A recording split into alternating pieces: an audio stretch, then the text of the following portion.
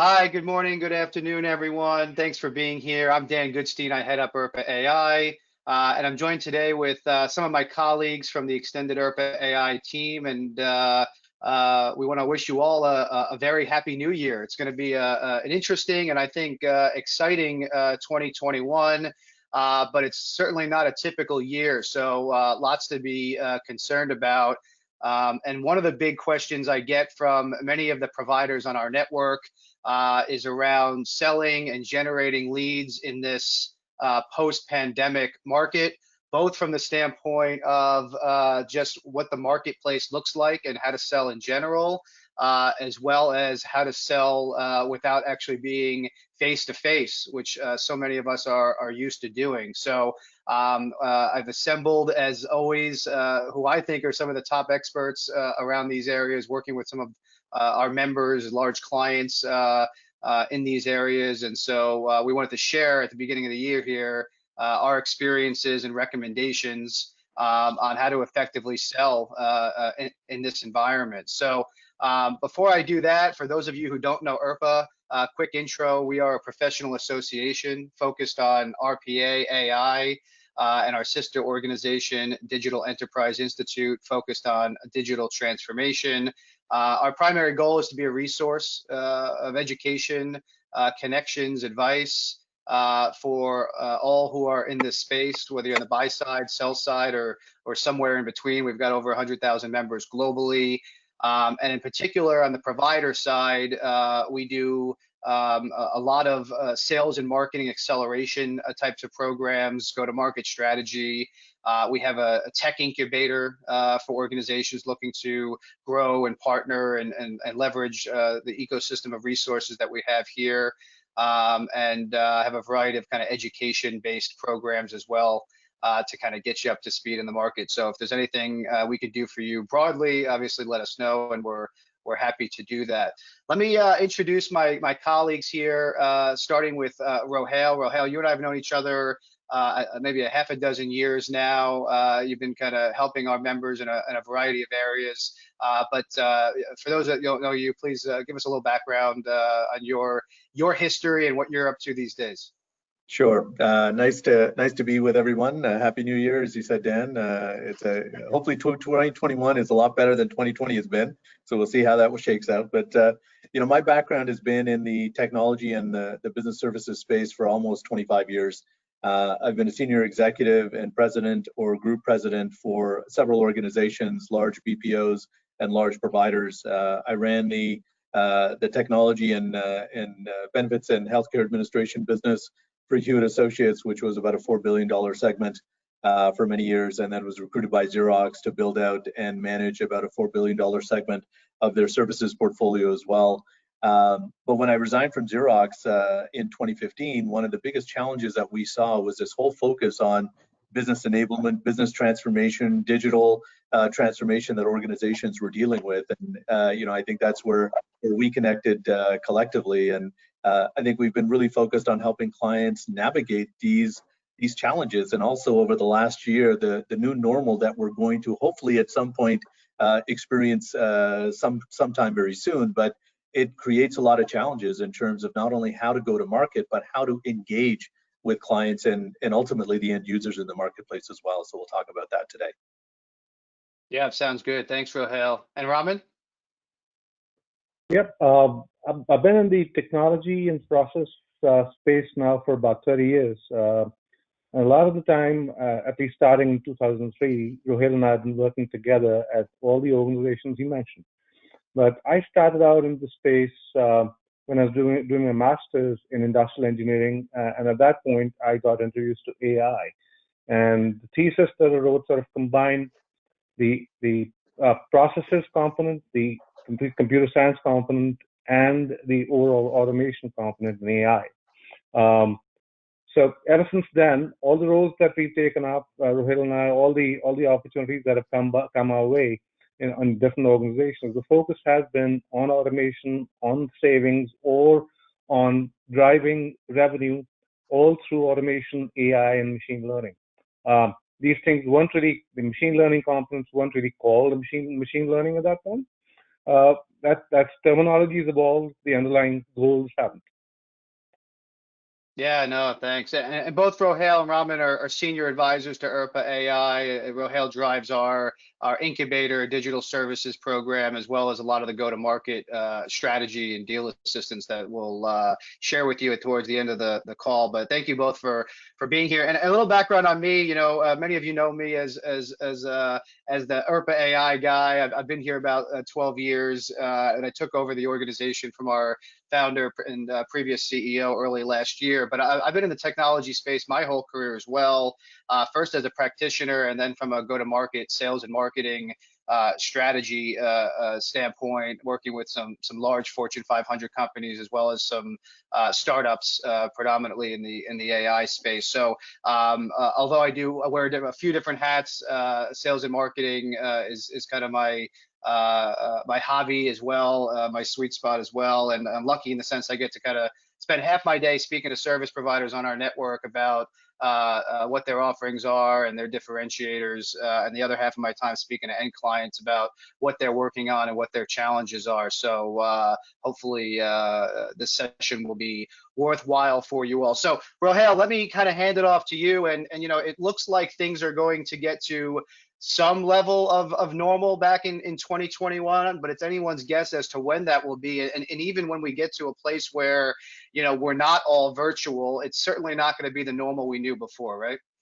Well, that's I think a strong hypothesis, Dan. And I think we're seeing that. And I thought I'd share over the last 10 and a half, almost 11 months, a lot of the work that we've been doing with our clients across our network globally, and kind of highlight to the folks on the call today some of the challenges and insights that we're seeing, which are forming the real, not only the current realities of selling in a kind of COVID impacted environment, but at some point, as you said, Dan, we're going to come out of this environment and establish whatever that new normal is going to be. And our strong hypothesis is really centered around the fact that sales will not go back to what it used to be in a pre-COVID environment. There's going to be some changes, right? It's similar to what we saw, in terms of the impact of 9/11 on corporate travel, right? We're still traveling, but the nature of travel is different, right? There's certain governance and certain components that have to change, right? And that's, I think, similar to what we expect to see in this environment. But let me kind of share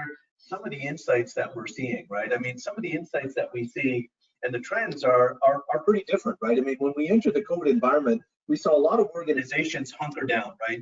I would say probably conservatively about 80 to 85% of our IRPA clients were focused on two things: cash flow generation, meaning protect cash flow and generate and hoard cash, and number two, protect cost and reduce cost, right? Those were the two core strategies that an overwhelming percentage of our marketplace and our clients were focused on. Now, there were still some very progressive organizations that had already been digital, that were ideally situated for this remote environment, and they aggressively were growing, right? Organizations like Zoom and others, right, that were well positioned.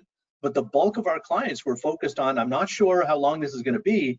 Let me kind of hunker down and get through this, because I think it's a couple of weeks. Well, a couple of weeks turned into a couple of months, and a couple of months has turned into 3+ quarters, right? And so that challenge is there. What impact has that had? The impact on pipeline has been pretty dramatic, right? The pipelines have been shifted out. A lot of the RFPs that we were helping clients with, a lot of the decisions that we were helping clients with, they got deferred to the second, third, fourth quarter, or Q1 of 2021 or Q2, right? So new deal flow, we were starting to see kind of get softer.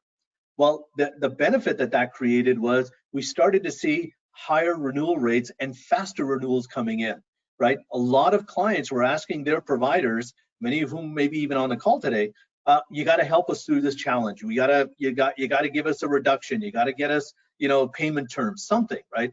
Well, a lot of those translated into early renewals. So we saw a lift in early renewal activity, but we saw softness in terms of the overall pipeline. The other dramatic thing that we saw that impacted timing is the fact that CFOs became much more involved, COOs as well, but mainly CFOs, much more involved in the procurement decision, whereas in the past they weren't. Well, all that did is it slowed down the decision. It brought a financial lens onto that conversation that historically wasn't in place before. And that dynamic, I think, is still going to be part of what we see going forward based on the conversations that we've seen with our clients. Well, now as we see kind of that environment, what kind of impact did it have on shifting demand, right? Well, demand, which used to be generated by show up to my client, I walk the halls, I have coffee, I connect with them face to face at their location, those days were gone. Now we'll come back to some form of that, but a lot of that focus became virtual. So lead flow became virtual. Now it's a lot easier to connect with executives and get people to attend, virtual meetings because there's no travel, they're at home. The time frame that we had during a normal working day for many of us has been extended, albeit it should have been easier, but we're spending a lot more time now at work than we historically many of us were, right? But the nature of that lead flow and those leads are different. And I think that's part of the challenge that we're seeing. Many of our clients were struggling with, well, I'm getting a lot of people who are generating a lot of leads, but the nature of that lead was very different. I had to kick the tires and kiss a lot of frogs before I found the prince or the princess, right? Many more so than I had when I was physically generating those leads in person or face to face. And so the challenge that we have is how do we get an understanding in those kind of smaller targeted events, how we can access the CxO or the decision maker, right? We've got to commit and help our clients find that CxO who can commit that organization to the enterprise decision. And this is one of the fundamental threads we'll talk about today, is how to elevate the conversation to that CxO level, because many of our clients have been struggling because their past sales practices were targeting the operating or doer level within the organization. And that's the fundamental shift that we're talking about here. And then lastly, some of the other things that are impacting and will come out of this post-pandemic structure, whatever that may be, there's still a host of external factors, COVID just being the latest one, that are going to continue to impact the buyer side of many of what our clients deal with, right? And we have to understand, is that buying behavior changing just because of COVID, or is it broader than that? Is it because of digital transformation? Is it because of the Monday morning tweets, hopefully, that will no longer be there, that generated a trade war or tariff environments or whatever that looked like, right? The challenge is, in order to access the CxO, in order to elevate the conversation from a sales perspective, we have to understand the parameters and the challenges the organization is contemplating. But we also have to understand, and this is one of our strong views, that in a post-pandemic environment, the integration of the CFO and the financial decision or oversight will be a lot more onerous than historically it's been. And I think we're going to see that probably for the next couple of years as organizations continue to stabilize and then start to kind of get back to whatever level of normalcy they were having. And so that's part of the challenge that we're seeing, and some insights that we've been able to glean over the last 10 to 11 months, and we see many of these continuing. And the other question, Rohel, is I was just going to say, the other challenge is, I'm sure there will be a good amount of pent up travel demand once people can start traveling again. But I'm having a lot of conversations where executives are saying, maybe we were too dependent on travel and too dependent on physical interaction, right? So they may not want to be doing Zooms 100%, but will they get back to the level of travel and in-person meetings that they were before? And if you're the CFO and you're looking at your budgets and you say, well, how can I be careful? Do we really need all of that travel before? Do you go back to where you were before? So I think that that plays more into where I think you're about to go, which is the importance of the relationships, right? No question about it, Dan. I think that the reality is, as CFOs have been able to reduce their travel spend and their real estate spend and all of those things that they've seen over the last 10 to 11 months, those are hard dollars to give up again, right? So I do think that there's going to be this hybrid environment that we're going to have, and it depends on the market, it depends on the organization, it depends on the industry vertical, to what extent we get back to that level of pre-pandemic travel. But I don't think we get back to that old normal, right? I think there's a new normal that we're going to see, and I think exactly as you said, it requires a different interaction and a different lens, right? Let's face it, we have to focus on the CxO relationships. In this new normal, that CxO relationship becomes more critical than it's ever been. But how do you focus on the CxO? CxOs, and I've been a CxO for 20 years, right? CxOs value relationships. They value strategic relationships, not tactical relationships. Tactical relationships are ones that I delegate down into my organization. But the strategic relationships are those vital few that become important to me. If I want to focus in and think about, and we've done a lot of this work with our clients over the last 11 months, helping them reassess, do they even look at the right level of the relationship? Are there sales execs and account execs focused on understanding those relationships, or have they just been focused on the doer level within the organization? Unfortunately, many have been focused on the doer level or transactional level, right? Not at the decision level within the organization, right? And so we've got to help our clients understand, how do we approach sales differently when we think about that new constituency, right? If they're continuing to push product, that's the recipe to remain a tactical vendor, right? And many of our clients, unfortunately, historically, and even during the pandemic, defaulted to what was comfortable and what they knew, which were their products. But they lost the opportunity to focus in on impact and outcome. Transactional needs aren't strategic solutions, right? Aren't strategic imperatives, because everybody has a transactional or a product solution. CxOs don't care about the widgets or the nits and nats of the solution. They care about impact, outcome, and mitigating the risk to delivery for their stakeholders and for their customers. So the challenge is that we've got to help our sales accounts and account executives that are clients, and we've been doing a lot of this work over the last 11 months, conduct the research to uncover where and what those insights are at the CxO level. Because if you do that, you have the ability to shift from a transactional environment and a transactional sale, which, by the way, doesn't differentiate you in the marketplace, because all of your competitors can sell transactionally. Everybody can sell price. Very few have the ability to continue to sell value and sell that in a differentiated fashion. But it's that strategic component of selling value that allows you to understand how to establish and then maintain those CxO relationships, and really kind of deal with situations like the pandemic, right? Strategic relationships are more highly valued over the last 11 months than transactional relationships were. Many of our clients, you know, when they had a transactional relationship, went to those set of vendors and said, look, reduce my cost, you know, give me better defer or payment terms, etc. They were much more conscious of not doing that with strategic vendors, because they knew that those strategic relationships were mission critical to their delivery and their execution, right? But if I've got a tactical relationship that I can replace with 5 other vendors, I don't really care much about that longer term impact, because I've got other options, right? And so that's the dynamic that we're starting to see come more to the forefront here.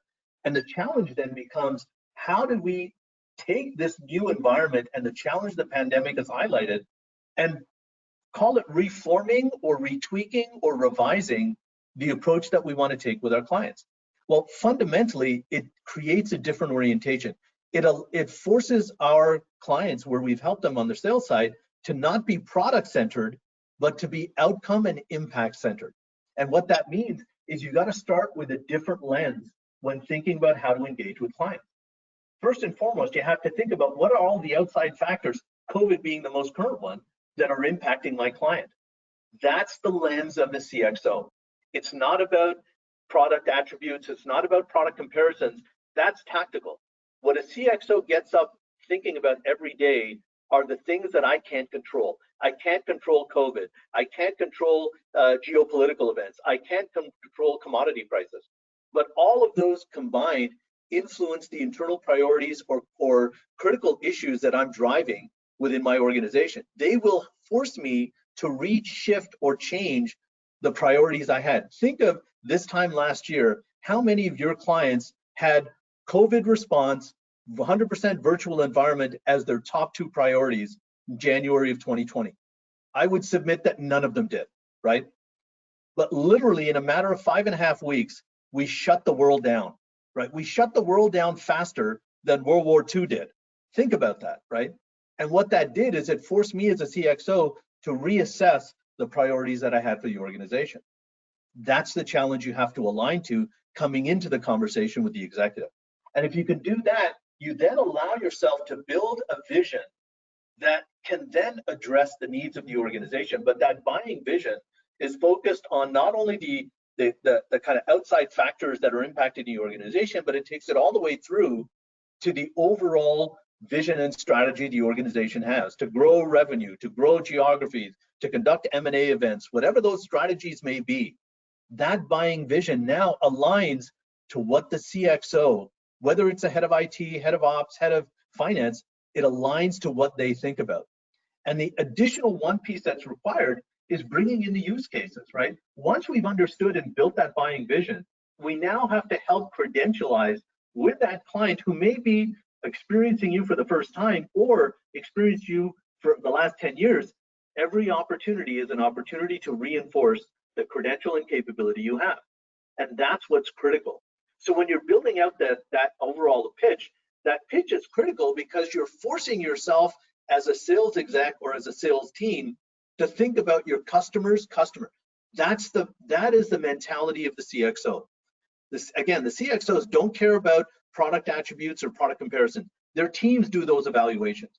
What they care about is how is it impacting my customer or my stakeholder, right? And so the reality is, when you think about how to build that storyline, a lot of what we've helped our clients figure out is build a new sales kind of, a governance structure, if you will, or new operating environment, right? Where it takes a lot of what you've done really well, but just shifts the dial of focus a little bit, right? And what that really is starting number one with the business focus of the client that you're targeting, right? What are the trends? What are the external environmental factors that are changing or implicating or impacting your client? When you understand that, what you have the luxury of doing is your clients have tried to solve their problems, maybe the first time or second time overall. But as a provider in the marketplace, you've solved these problems hundreds and thousands of times. So your challenge is to bring that body of knowledge and view that body of knowledge in the form of risks that your current client isn't contemplating. The risk mitigation primarily is what kind of gets the attention of the CxO, right? The CxO, never delegates risk. In fact, that's the only thing that never gets delegated down into the organization. At many instances, it gets elevated up to the board. So if you can highlight as a solution provider the risks that your client isn't contemplating or the risks that they're underestimating, data breaches, data privacy, security, a lot of what we've seen over the last couple of weeks with the federal, kind of breaches that were happening across 1,000 different federal, state, local, federal agencies, right? With the Russian hacks. Those are risks that weren't contemplated and weren't projected, but risks that they have to deal with on a daily basis. Once you understand those risks, bringing in the solutions that allow you to lead your client to your solution versus hitting them all over the head with your product is a very different orientation, right? Leading them to your solution helps them understand, wow, this organization can help me solve this problem. How and where have you solved that problem before leads you to the market use cases, right? That allows you to then take the conversation and go to the next level. Highlight where to your current client you've already solved those challenges before.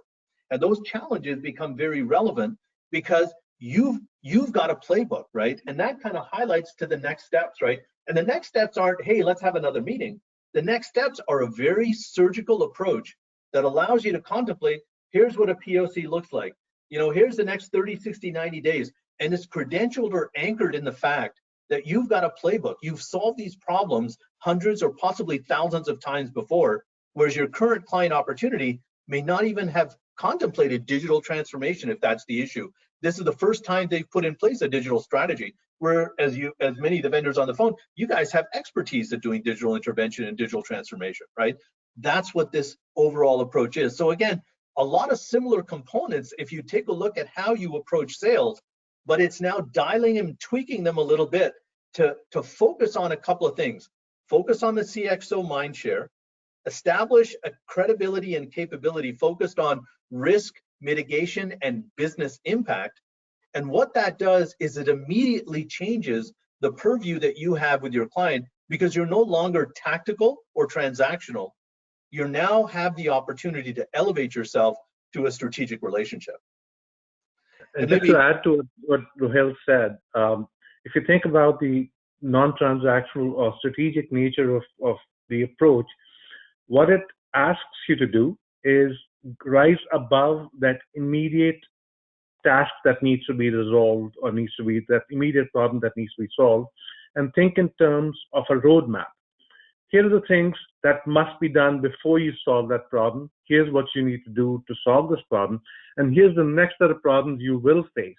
When you lay out that roadmap, not only are you in the client's mind clarifying that you're thinking about their problem deeper than probably they have, but you also, at your end, fine-tuning your products, your solutions, your approaches to the point where your ability to jump in and solve those problems as they arise become that much better.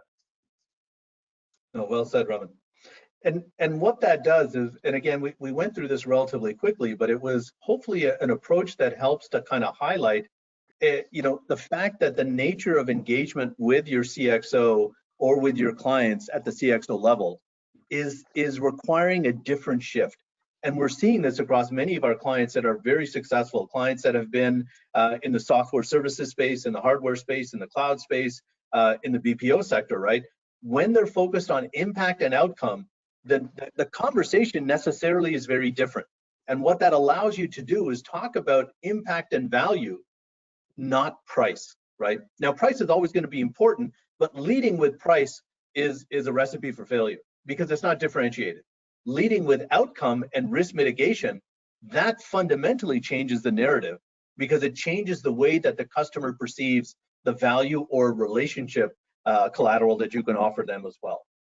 And so with that, let me turn it back over to you, Dan, in terms of kind of the what we've seen and what we've kind of put in place over the last 10 to 11 months now with many of our clients. Yeah, that sounds good. And then happy to take any questions from the audience as well. But we've been doing this kind of on a passive or reactive basis, and so we wanted to kind of bring this out to the broader market. This whole situation has evolved a bit, and with the realization that things could be like this for a while, and then even after that, they're going to be different. We wanted to really make this more available to all of you on our network. So there's a couple different categories here. I mean, the simple version as far as next steps are, if you'd like to just have a conversation with myself and Rohel and Raman, just let us know, reply to this email, go to IRPAAI.com. There's a button there that says speak to an expert. We'll get you connected to the right person. But a few key areas that I see happening a lot, or providers asking me about a lot. One is just go-to-market strategy and positioning, right? So we have this unique vantage point of being at the center of a large ecosystem of our 100,000 members. About a half are on the provider side and half are on the buy side, and within the provider side, it's a mixture of services, consulting, implementers, software vendors, right? So different organizations coming out with rebranding, new products, alternative products, new solutions, pulling together products. So we could certainly help you from a standpoint of what's out there and how to position you, what the strategy is, what the target audience should be, what the messaging should be.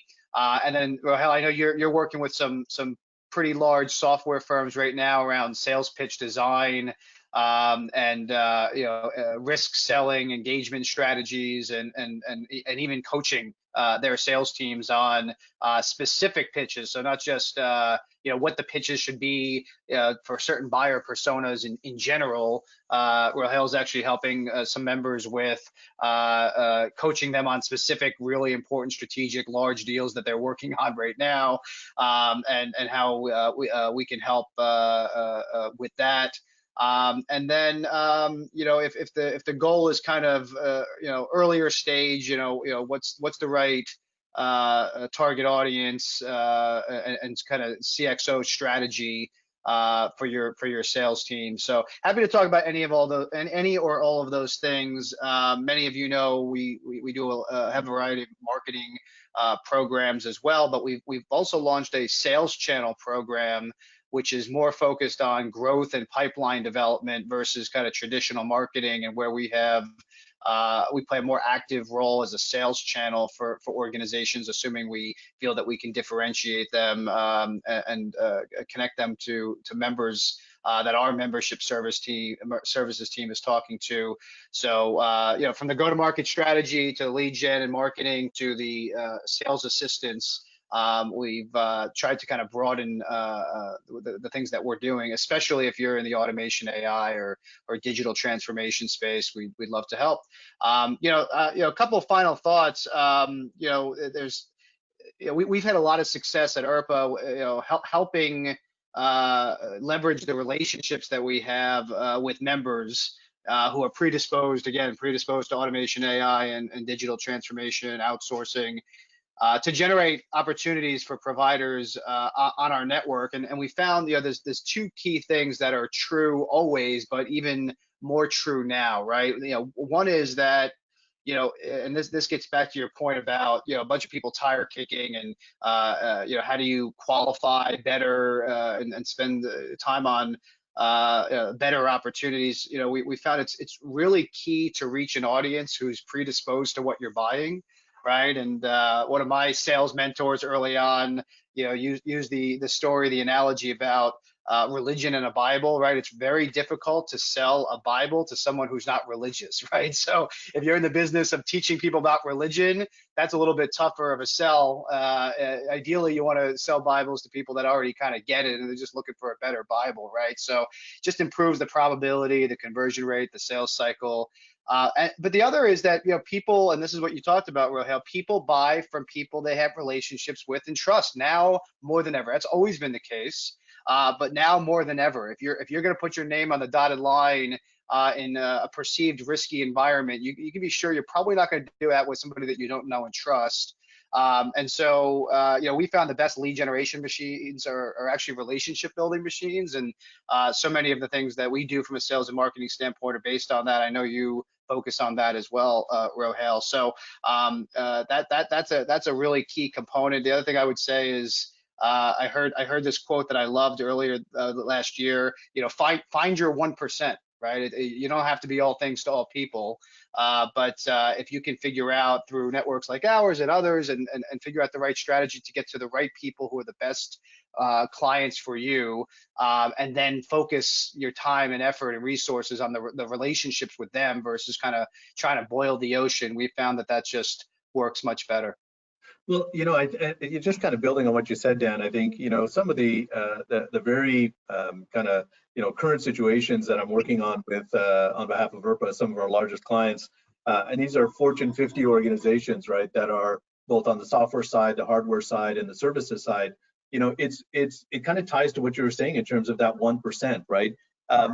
Focus in and understand what that 1% is going to be, but that 1% decision is going to be driven by the CxO.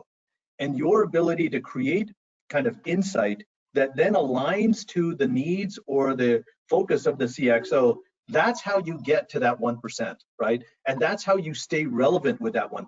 And, you know, one of the examples that we have here in terms of the deal reviews, right? These are 2 to 3 hour sessions where literally I'm simulating with Raman the CxO, whether it's a CIO, whether it's a CTO, whether it's a head of operations, the CEO or the CFO or the head of marketing or the head of you know, delivery and procurement. You know, the team is actually making a pitch and simulating that pitch in a safe environment where revenue is not at risk, quite honestly.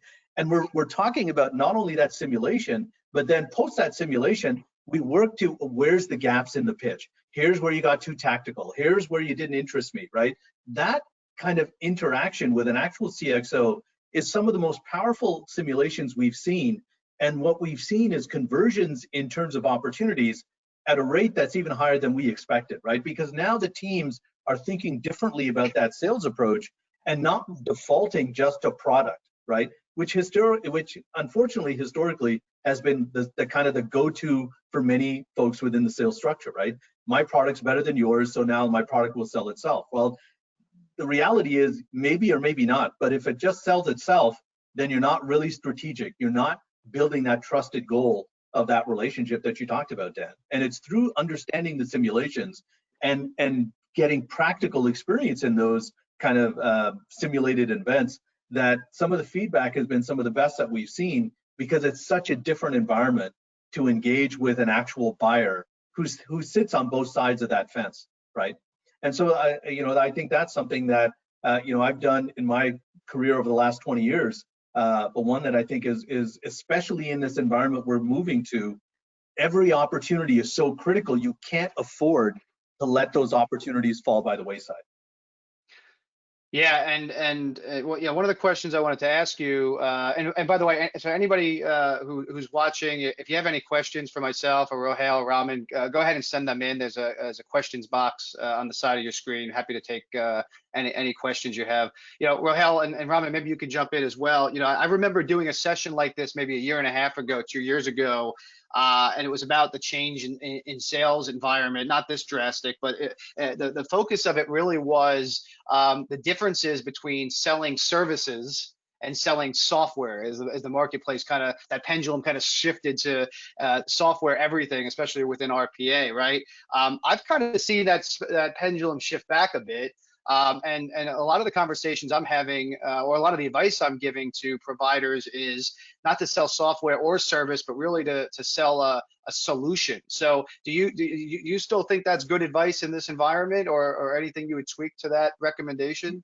I do think, Dan, that's a bit of the shift that we're also seeing. I think the solutions have to be tied to outcomes, right? Because I think it depends how you define a solution, right? Many, unfortunately, folks that we've interacted with think that their products are in fact the solution. And that's not the case, right? You're solving to an outcome or delivering value or impact, or you're mitigating risk. That, leading your client to the solution is, I think, the approach that you need to take versus hitting them over the head with a product, right? And when you lead them to the solution, you highlight all of the capabilities and value that you as an organization can bring to bear to that client, versus just giving them a product spec sheet and saying, look, my widgets are bigger, stronger, cheaper than the next widgets in the list, right?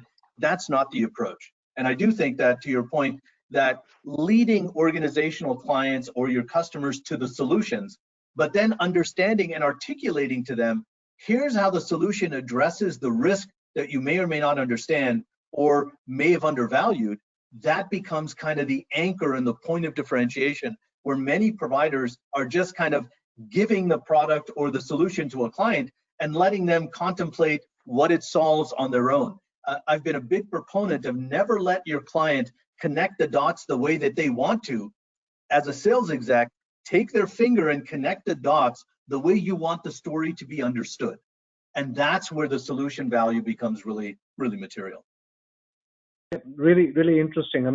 One of these situations that we initially simulated a year and a half, almost 2 years ago, and then implemented at a couple of clients at least, was the client coming up with their own hypothesis of what the problem set was that they were trying to solve. So as a team, we first internally sat down and talked about, hey, is this hypothesis of what the problem is even correct? And how do we address the point of getting the client to the right problem set? Because solving for the symptom as opposed to the root problem are two different things. Transactionally, you can solve for the symptom, but your problems will not go away. So that brought in the overall larger perspective of how do you find out what the problem is, what the root cause is. Once you determine the root cause, then based on the data generated by the tools that you've implemented that have led you to the root cause, what are the steps and what does each step buy you? Where does it take you on a roadmap to the ultimate solution? So that's it. That larger level thinking, the approach being more strategic, gets you not just a single sale, but almost like a permanent relationship where folks look at you and say, these guys aren't trying to sell me a box, they aren't trying to sell me a license.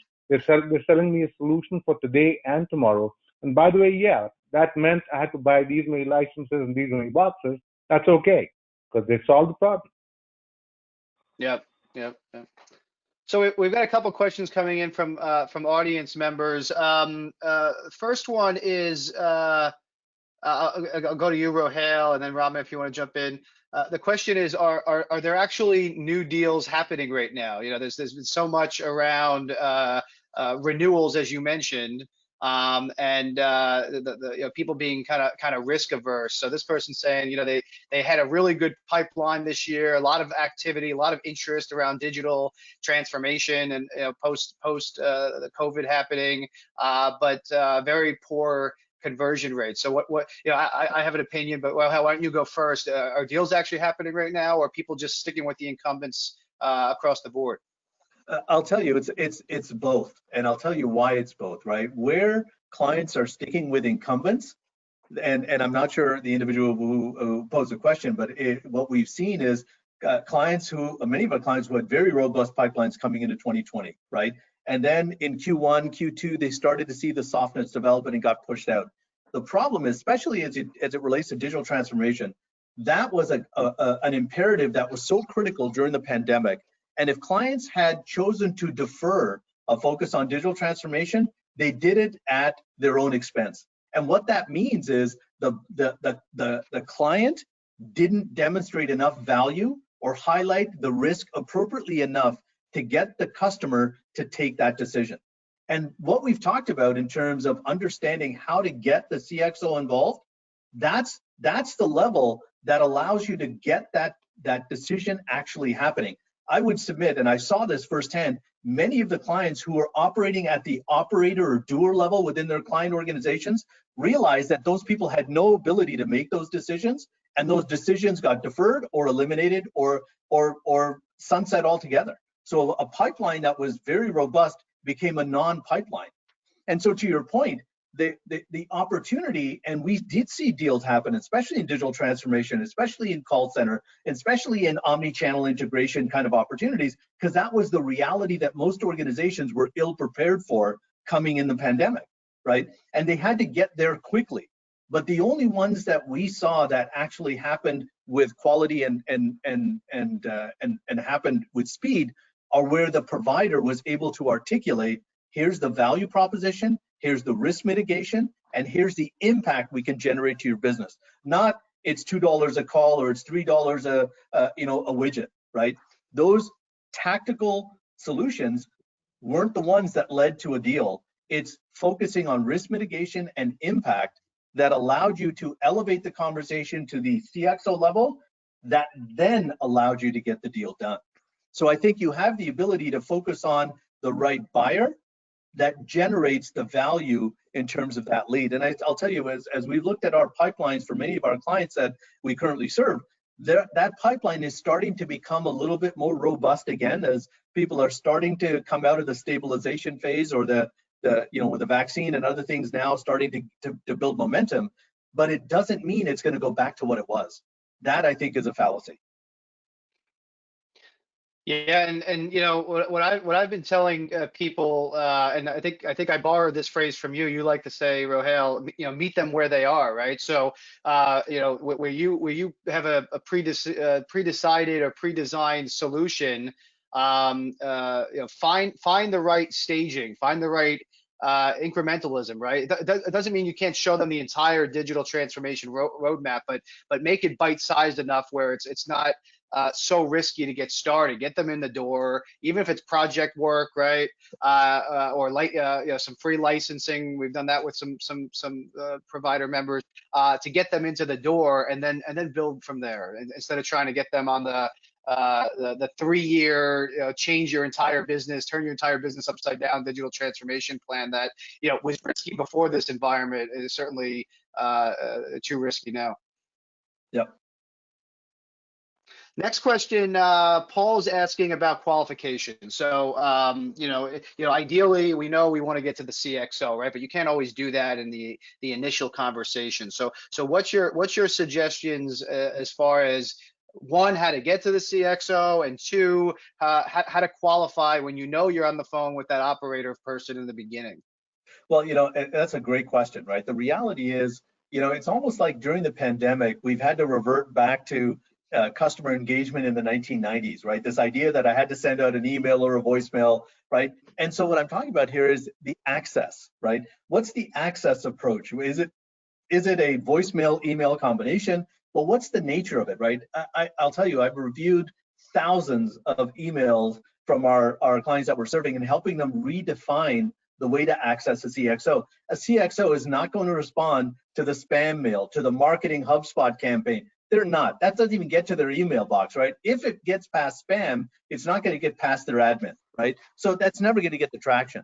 To your point, and I think to Balt's point, right, the challenge here is it's through the appropriate insight that you can gain on what the problems are that your client can or should be contemplating that maybe perhaps they're not, that creates the interest that tweaks the curiosity of the executive, right? So an email that's personalized, relevant, and timely, but tweaks my curiosity as a CxO, that's one that gets my attention. Now, the nature of the email, like most CxOs, I consume email on my cell phone, but I write email on my laptop, right? Unless it's a 2 or 3, 5 word kind of email. So the reality is, when I get an email in my cell phone, I have a preview. I get to see the subject line and the first 2 lines of the email.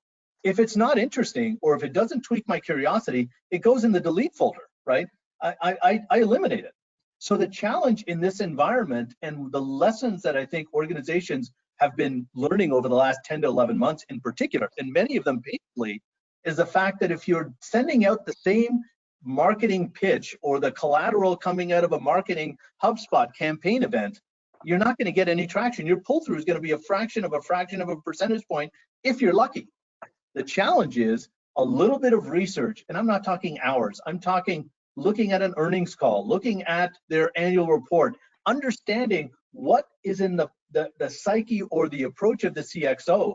That's what's going to get their attention. Tell me when I get the email reach out, you've done some research and you know what my problems are, and you've got some value to add.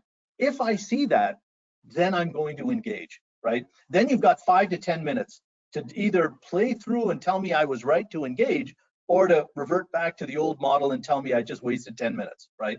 But you have to engage with me by understanding how to tweak my curiosity. And as a CxO, here's the things that tweak my curiosity: risk mitigation, business impact, and outcome to my stakeholders and customers. Those 3 things are the most important things for me as a CxO. And if you're selling to me, you have to align or link to one of those 3. Multiple, and better if you can do multiple of those 3. Yeah, I think you hit it on the head. When I look at those things, whether it's email or there's a lot of LinkedIn in this automation era, there's a lot of automated LinkedIn things. The first thing I look at is it generic, or did they actually do the research, right? If it looks generic, I don't even look at it. If it looks like they did the research, I'll give it the courtesy of a read over, right? But I think and so that gets to the earlier point, right, of quality versus quantity, right? Folks, spend the time, focus on your 1%. Customize it, do the work. That's how you're going to get the responses. And then and we do a lot of lead generation campaigns through IRPA as well. But we never go cold, right? I think the other issue is when you're selling high-end, high-ticket solutions. I don't know of any CxO that's going to respond to cold outreach. I mean, if you're doing cold outreach, it's actually counter to the relationship thing you mentioned before. If you're doing cold outreach, it's because you don't have a relationship. And so even if the email looks good, my feeling is the likelihood of you actually having the next best thing better than sliced bread, and you're sitting there cold calling and cold emailing, it's probably unlikely that you have that magical thing. So I think that gets back to relationships and industry channels and things like that. And obviously, that's where a lot of our successes come from, where people can kind of tap into our relationships as an industry channel, but not just us, right? Where you have links in common, connections in common with people, where you can get introductions, where you can work through industry associations and groups and things like that, or just references, right? Where you've been able to show success. I think one of the big pieces is showing success, not only that you understand their problem and all the things you mentioned, Rohail, but also understanding and having a solution for their particular situation, their particular environment, and being able to show referenceability. I spoke to a large healthcare company the other day who said, I get 100 emails a week about AI companies doing generic things, right? But not so many about solutions in the healthcare space that happen to leverage AI to get me to the solution that's, part of my pain point. Yeah, and I think to your point, just building on that last example you gave, Dan, right? If I'm a CxO, I don't care about the widget, right? I don't care about speeds and feeds or attributes of your product. What I care about is impact. I care about how did you create value or reduce the risk to my customers and stakeholders.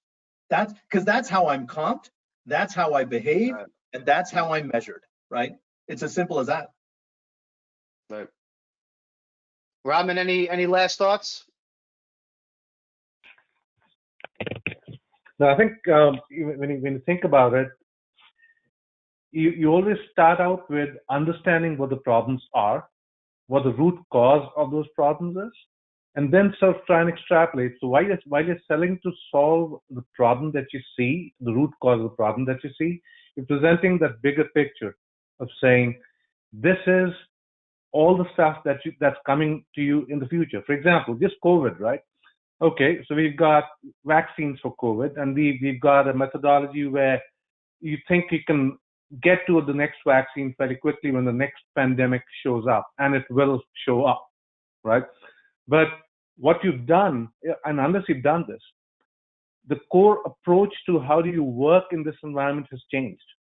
And that has gone into the underlying DNA of how people, how companies, how selling and buying will happen from this point on.